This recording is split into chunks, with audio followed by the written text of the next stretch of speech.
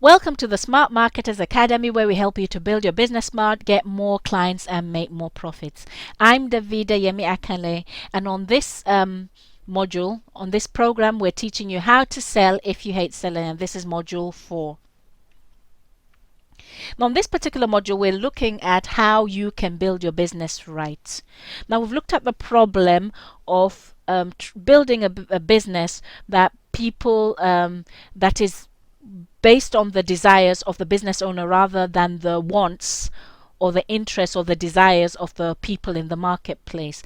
And we've come to the conclusion that if you build your business that way, you would struggle to sell and you would hate it because selling won't be easy, and you'd find yourself trying to force your programs, your products or services on people who don't really want it, and nobody wants that. You'll end up having a lot of rejections, a lot of frustration, a lot of poor or bad relationships because you're trying to force what you have on people who don't really want it.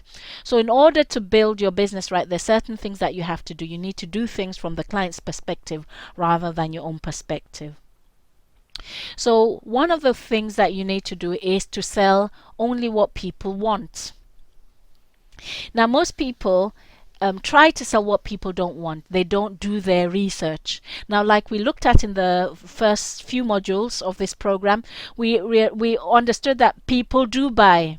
So people are always buying. That means people want to buy. People have money to spend on certain things. So what we need to do as a business owner in order to build our business right is to find out what people want to buy. So we need to build our business on research. We can't just go out there and just build our business, even if we have a gut feeling that this is what the marketplace wants. We need to at least research it and find out who are the people that want it, locate them. So even if you're saying yes, people want it, but okay, find out where they are and start engaging with them, because you still have to sell to them, you still have to find them. So do your research, have your research as the foundation, good research as the foundation of your business.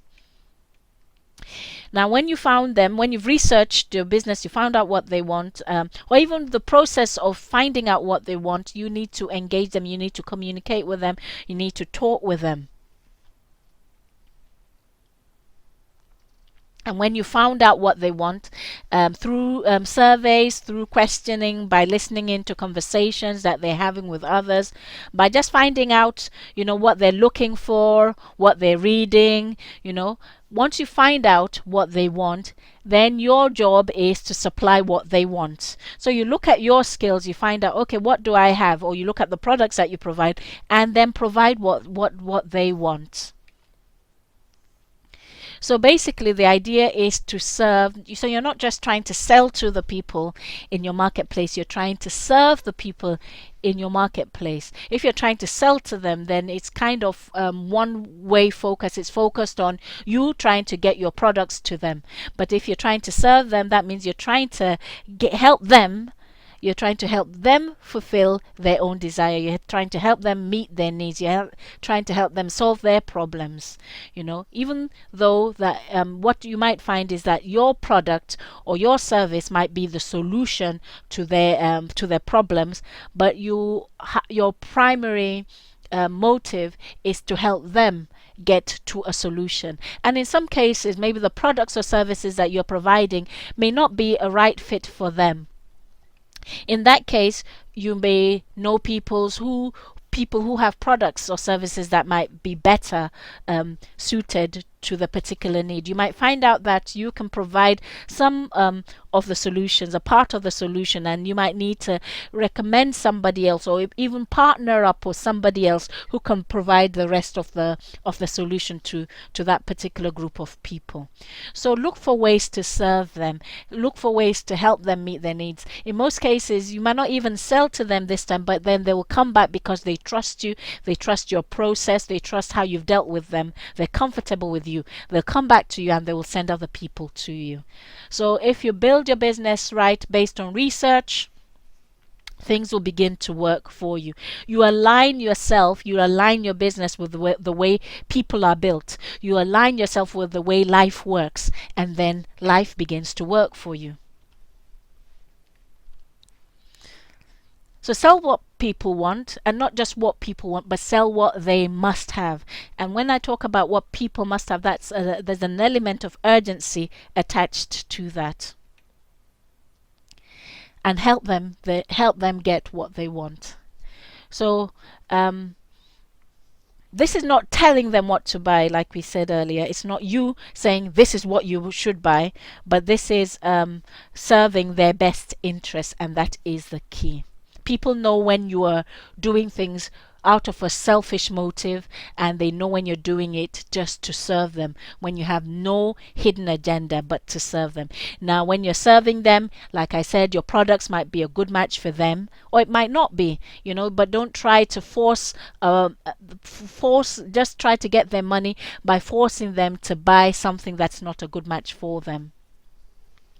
So basically what you'll end up doing a lot of is you'll be facilitating the buying process, and you'll be recommending your product or other people's products to their problem. So yes, it's like maybe a doctor. You go to a doctor, you tell them what the problem is. The doctor doesn't just try to sell you anything without finding what the problem is. In most cases they should listen, maybe do some tests to find out exactly what the problem is, so they can recommend the exact solution to the problem. So you need to be in some way like that, where you're helping them to find solutions to their problems. Basically, when you work with a client from this perspective, you're just thinking of what is in it for them.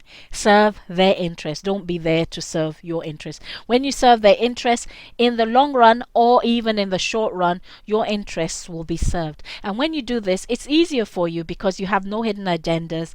You're there to meet their needs. And yes, if your product is what they need to buy to meet that need, why not? And if it's not, well, yes, pass them on to somebody who could help them.